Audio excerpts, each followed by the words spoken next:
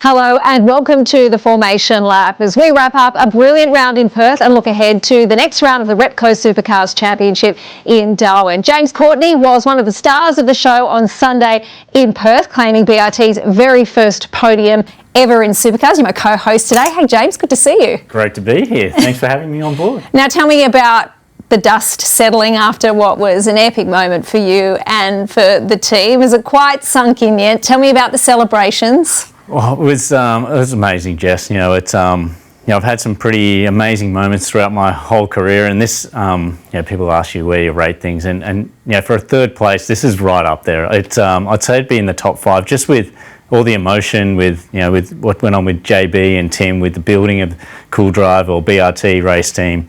That 5-year period of them building, going from 1 to 2, and all that emotion coming out, and to be the guy to deliver that was absolutely amazing. And I think on the weekend you saw the amount of emotion that come out.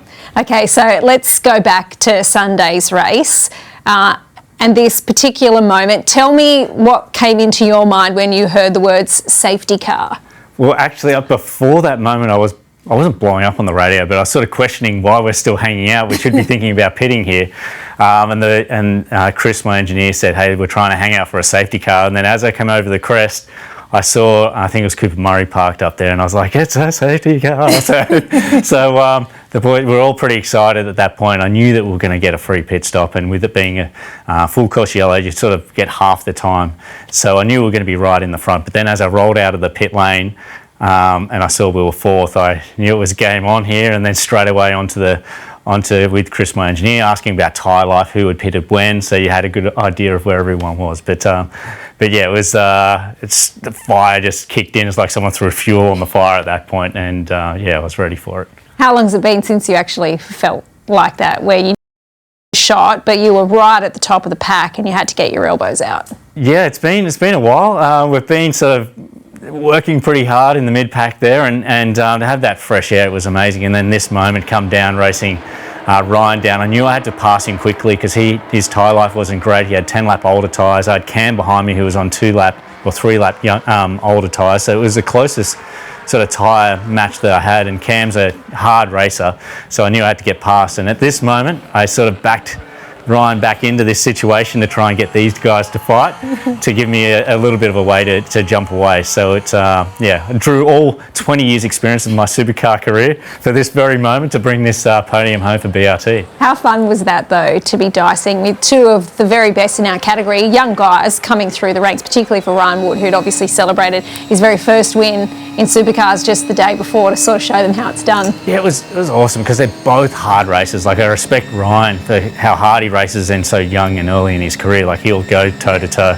And Cam, he's been here quite a few years, but he's the same. So it was good. I think 3 real hard races, hard but fair guys getting amongst it was a lot of fun, Jess. And I think doing it that way as well, and knowing you had to fight and get past those guys, and then with Cam with quite an even match tie to get away from him was pretty cool. So I knew I had to push really hard and try and build that gap and sort of back them into each other. So my plan worked and we got away with 3rd, so it was awesome. Tell me about some of the feedback from the other drivers in the pit lane off the back of that result. Did Cam have anything to say after that race? Yeah, it was pretty funny. I got a good message from Cam afterwards. He said it felt like I was beating up school kids with my older brother. So we've got all that history from when we were together at Tickford, and whenever we were together on the track, we typically work together because we have got that, that history. And just the amount of response from the public has been fantastic. People saying, go another year, James, and keep racing. It's good to see us at the front. And JB and Tim, I think, have called me every day since then, thanking us, and it was amazing what such a little team, and we've been able to do it. So not only the guys and girls that are on the team now, but the people that have worked with BRT just to where this point is over that 5-year period, you've got to thank. But pretty cool. We saw your emotion, obviously. We had that in-car beautiful shot of you as you crossed the line, and there were tears and all the emotion afterwards. Tell me what it was like from the team perspective in those moments, because that's when the pressure really sets in. What was coming over the radio to you, and now that you've been able to, I guess, debrief the moment, what was actually happening in the garage when everybody started to realise that you're actually on? Yeah, so throughout probably the middle part of the race, it was really quiet on the radio. I was actually saying to Chris, my engineer, hey mate, are you still there? Like, I need some information, what's going on? And that's when I started to question strategy, all this sort of stuff. But then after the safety car, it was like a switch had been flicked, and Chris, like twice a lap, was like telling me the gap, 5 to go, 5.5 or 4.5 laps to go. Like, just get, and I was concentrating that hard. I was about to tell him, hey mate, I know what's going on. Just slow off the chat a little. But no, it was quite surreal. And then when we went over the line, I said thanks to everyone, and then it was quiet, and I didn't get anything back. So I figured that everyone was going crazy in the garage, and I sort of was I was being quiet, trying to let them enjoy that moment. And then, obviously, I said my little bit and had my little cry on the way in, and get out and hold these guys and girls, and you work as hard as the guys that are winning the championship, if not harder, to get no result. So that's why it makes it so special when you do get a result. It's sort of hard to translate that, isn't it, for people? Like we say, everyone's working really hard, a lot goes into the campaign. No one, unless you're in that team, unless you're in that environment, you never really understand just how disappointing it can be week in, week out, where you are busting your gut, trying to find a little bit of sugar.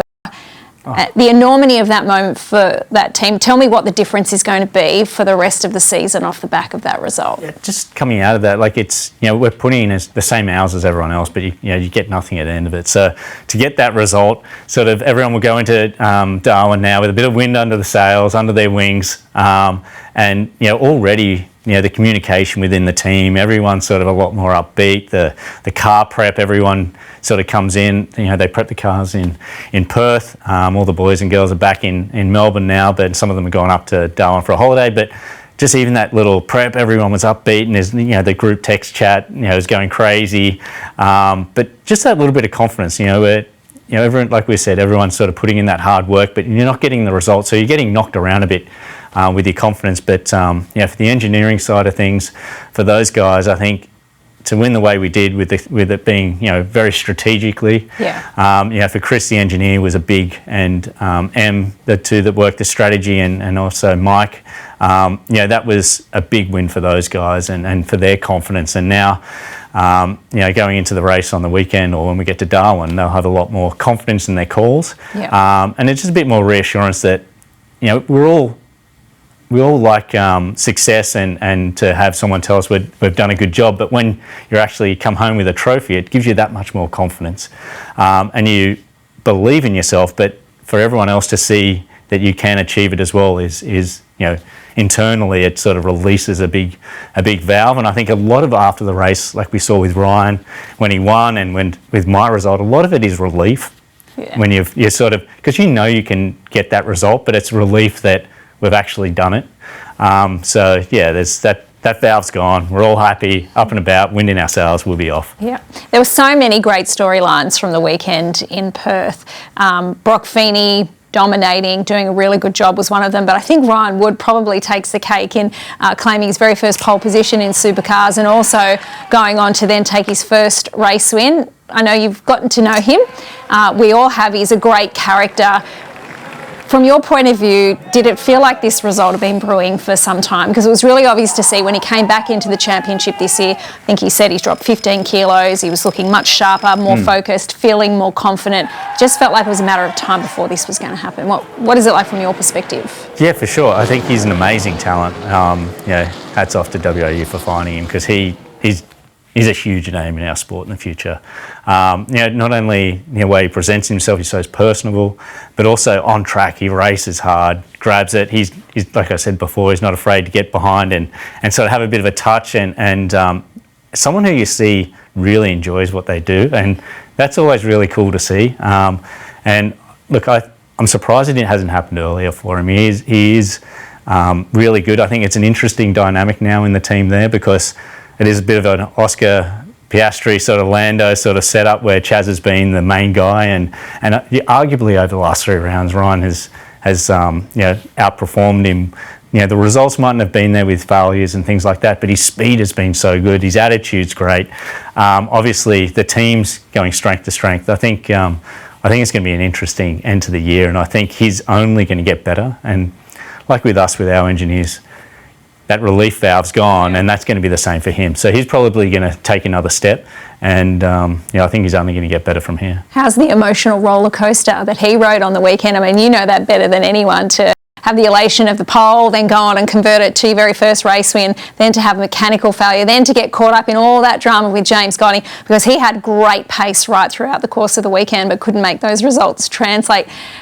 What is it like to ride that roller coaster, and how do you sort of shake off the negative parts of all of that and just try and take the best bits of the pole and the win to move forward to make sure that you're more consistently achieving that sort of success? I think the hardest thing is like, he believes he can do it. He knows he can do it, and I think it's just keeping out all the naysayers and all that. Reading too much of the social media and things like that can bring you down. I got told at a young age, post and then never go back. So it's I think he'll be fine. I think he's definitely going to step up and take that team, and I think it's going to be a bit of a challenge with him and Chaz as to where they're going to be. But yeah, look, it's strength to strength from here for those guys.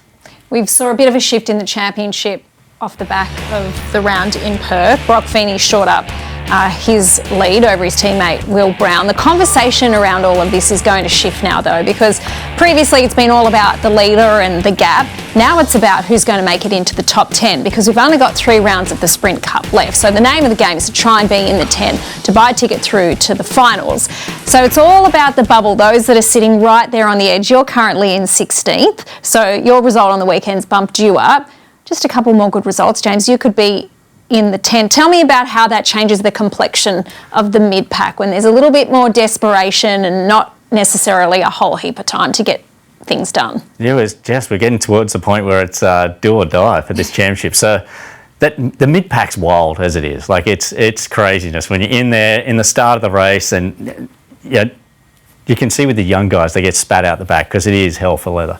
So everyone now realising that the championship and the thing is great, but those guys fighting for that back few spots. So I think it's going to get a lot more desperate, a lot more action. Look out! Yeah, it's going to get pretty wild, because the racing this year has been really tough. Like, I think it's great. I think what Berto's done has been fantastic. He's sort of opened it up a bit, let us sort of push and shove a bit, pulled a couple of guys back that have been too far. Some guys that have pushed a little too hard and then got pushed back are sort of realising now that it's sort of a little bit self-policing.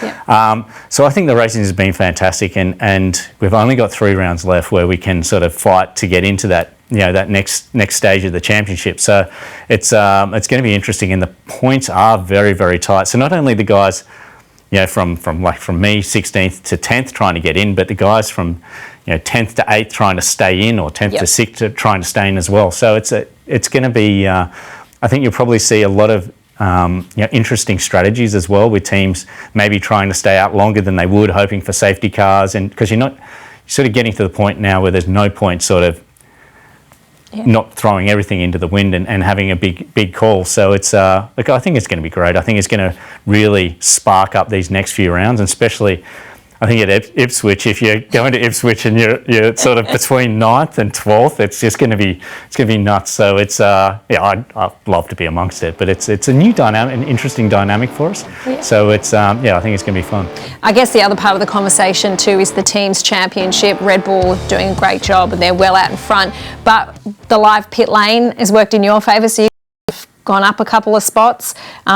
What difference is that going to make when we get to Darwin? Yeah, I think it's great. It's interesting. Erebus going from winning the championship not long ago and being so dominant to now being last in pit lane. So it's been a tough year for those guys. They've obviously got LeBrock, who's rolled on again, and Cooper Murray, who's a rookie. So it's we thought we've had a bad year, the way it's been going for us at BRT, and for us now to have jumped those guys, it shows that how tight the championship is, how hard it is, and how unforgiving. So it's great for us as a team. We're up off the bottom of the ladder, which is fantastic. So hopefully we can chip a little bit further forward. But for those guys, it's it's a big reality check, really, of, you know, you can't rely on your laurels. You've got to keep pushing on and working hard. Yeah, and there isn't too much time until the battle resumes, of course. We next head to Darwin. Coming up after the break, we're going to cross to Bryce Fullwood for a preview of that. As we head to a quick break, though,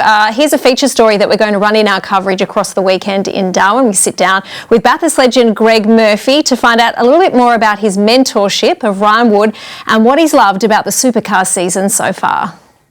I genuinely have loved every minute of the 25 season. I think the competition side of things is such right now that the fight to get inside this 10 at the end of the sprint series to then carry through into the playoffs is harder than ever. And you know, you can be so close but yet so far away on any given day. There's nothing better than seeing more people share the success in the sport. But that's what's exciting. That's what breeds, you know, followers. That's what brings more fans into following the sport, coming to the racetracks and watching it on television. And competition's great. I love the battle. I think you know, the way the racing has gone this year with we've seen, you know, some pretty interesting stuff going on track, and you know, the way Craig Beard's been handling most of the stuff is great. We need more of it. You know, that's the way I've always wanted it to be, and drivers need to make decisions and they need to accept them, and you know, sometimes it's going to work in your favour, sometimes it's not, but let's make it all happen on the track.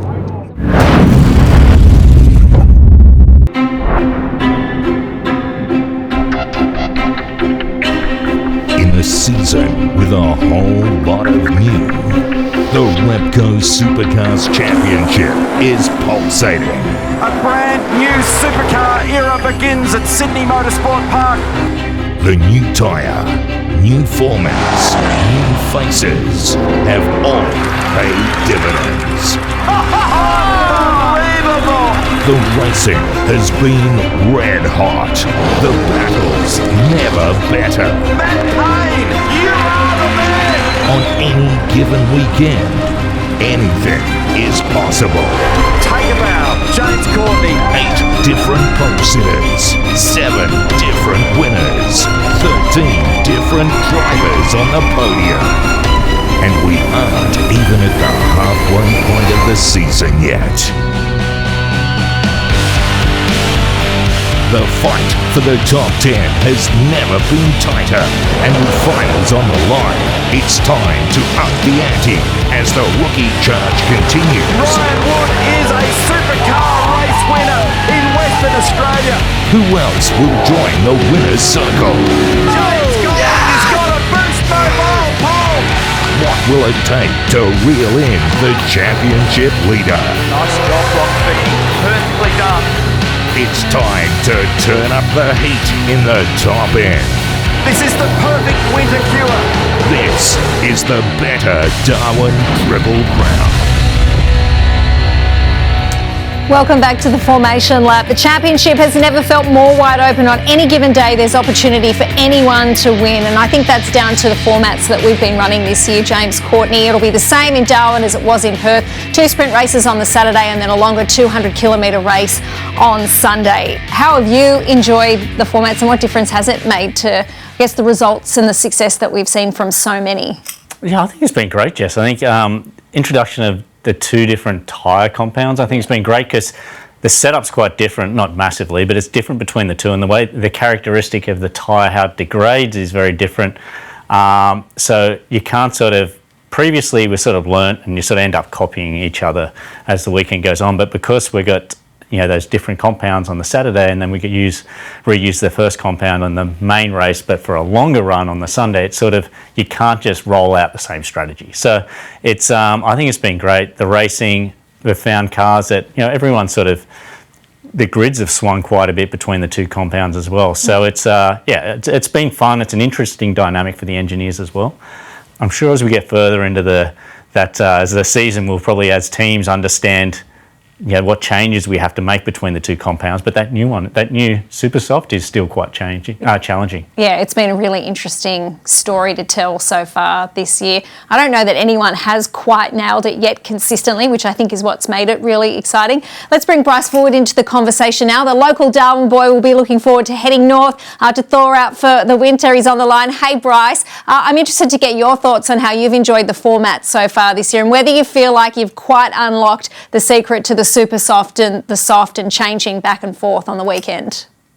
Yeah, how you going, guys? Honestly, I was listening very closely then to James to see what his thoughts were on it because, we're still learning it for sure. As James said before, the car definitely requires different things on the soft tyre versus a super soft tyre, and generally you sort of just evolve through the weekend with the car. But I know for me over the weekend, the super soft tyre, so we sort of made a change, hoping it was going to be better, went way too far and then came back a little bit for the Sunday. But it was more in the tyre than the car. And so we didn't exactly nail it. But I think every team up and down the lane are battling with it at the moment. Look, you've been super strong these last few rounds. You must be pretty excited to go into your home event and carry that momentum in. On the weekend, you had that little drama there, but the rest of the weekend, you've been the guy leading the way with BJR, which has been a good turnaround. Yeah, honestly, I feel like the championship is incredibly tough at the moment. The margins are smaller than it feels like they're smaller than they've ever been, and I feel like for me, continuity has been really important in just trying to learn the car and maximise the car. Because I feel like there's times when we could be making a change in qualifying, but if I can find half a tenth driving the car, that puts you up 5 spots at times. So I think we've found a little bit of a groove with the car over the last couple of race meetings. So I'm hoping that rolls on into Darwin. Time will tell, I suppose. It felt like, Bryce, that you were really able to generate some of that momentum in Tasmania with the podium. Tell us what difference, I guess, that result has made to the team. But from a personal standpoint, what the biggest step forward for you has been in the last couple of rounds, because it looks like you've also made a gain in qualifying. Yeah, I think we have. Honestly, I think the biggest thing, like James touched on earlier, sort of having, the belief, you've got the belief you can do the job, but having some weight lifted off your shoulders after proving to everybody else that you can do the job. And I think the big thing for us is we just need to back ourselves a little bit more. Going into Sunday qualifying at Perth, we used 2 sets of tyres to get into the shootout, and we really didn't need to at all. And it just meant that, we were in the shootout, but we had no tyres to use. And, I feel like I did say to Phil, I'd rather be in the shootout with no tyres than be sitting 15th with a set of tyres up my sleeve. But, qualifying has been really important. I feel like the championship at the moment, everyone being so similar, it's quite difficult to pass. Everyone's pushing the limits, On TV, it might look like you can just brake 4 metres later and pass the car in front. But if you could brake 4 metres later, the guy in front would already be doing that. So it's tough, and qualifying is important. And I think we have found just a couple of little bits and pieces that are helping me in qualifying. It's been 2 rounds now where the car's been fast, and I haven't done a really good job at putting the round together from some little mistakes and some pit stop dramas and bits and pieces over the last couple of race meetings. But I think fundamentally the speed of the car has been pretty good. And if we can just put together a solid weekend, I think we should be in for a good shot. It's interesting you brought up the qualifying and tyre situation, because we've found and we've noticed looking up and down pit lane, there's no real security in that, whether it be the 3-part qualifying or just the 2-part qualifying. Everyone, because it is so tight, everyone is having to do second or even 2 runs to get into the 18. So no one's really rolling into the 10 unless you're the 888 guys with tyres for the 10. So it is interesting this year. There is a lot more tyres. Everyone's spending a lot more time on track in qualifying, and are all your full cars doing the same, or is it just with you? We've found that with us, we're having to run them all. Oh, definitely. I mean, for us, even on Saturday, we qualified in the 10. But when, like a lot of people for that part 3 brought a set of tyres from Sunday forward to spend in that 10 in the last part. Whereas for me, we saved a set, so it meant we had another set up our sleeve for Sunday. But I think you're right. Like, everyone is just spending everything they got. And I think at the moment, I mean, you know yourself, with the track, you know, evolving, if it might only be 2 tenths, but that's the difference between being in the 10 and being 20th at the moment. Like, it is just so incredibly tight. And, you know, there was a couple of times over the weekend where, you know, we felt like we'd done a pretty good lap on our first set of tyres. And Phil kind of said, well, let's just go out and roll around and be on track just in case people start going faster and we can go for a lap. And all times we did that, we had to put that second lap together. And if we hadn't have done that, you know, we would have been spat out the back. Timing has been everything, and you can't waste 1 second of track time, can you? We've seen that story play out for so many. It's going to be fascinating to see what the tyre does when we get to the hot, humid conditions of Darwin. But we were talking about the championship landscape. Bryce, you're 187 points outside the top 10. We've got 3 rounds left of the Sprint Cup. Tell me what's sort of going through your mindset, and I guess the chat that you're having amongst the team around doing whatever you can to make sure you're in the 10. Is that the focus? Yeah, definitely. I mean, for me personally, I've had a pretty horrid start to the year. And, you know, the last couple of rounds, while we've been quite fast, basically the paydays on Sunday where it's 150 points, and both Sundays I've had an absolute shocker. So we haven't really got a whole lot to show for the last couple of rounds where we've had a fast car. But yeah, I mean, absolutely, with the championship, you know, unfolding the way it is, it's really do or die at the moment. The next few rounds, you know, for me to try and make it close or into the 10, you know, we're going to have to throw absolutely everything at it. And I say that as if we're not already doing that anyway. But it's going to be tough. And, you know, I think, like James said earlier, I think you're going to see some people start to, you know, show some desperate signs and start to, you know, maybe bank on some opportunities that you wouldn't normally. We can't wait to see that all play out. I know I can't. From the fans' perspective, I think they're all forecasting that too. Bryce, thanks for having a chat with us on the formation lap. We know the Fullwood fan club will be out in force in Darwin. We're wishing you all the best for a fairy tale finish. No worries. Thank you. We'll see how we get on. And of course, we'll have you covered right here on Fox Sports for the Better Darwin Triple Crown, our live coverage from the 20th of June. Every single second, you'll see it right here on your home of supercars, Fox Sports. How do you prepare for the hot, humid conditions of Darwin? You've got a special training regime. I mean, it is a quick turnaround for everyone to go from Perth up to the top end. Oh, it's grueling, Jess. Training with tracksuits on and all sorts. No, just drinking water and making sure I arrive there. So plenty of sleep, new baby. So unfortunately, hopefully enough sleep. You know what's better than 1 podium, James? 2. 2 podiums. So we've got 3 events. Let's go for 3. We love it. Thanks for being on the formation lap today. You absolutely aced it. Good luck. We'll see you in Darwin. Thank you. And thanks to you at home for joining us on the formation lap. We'll see you trackside next time.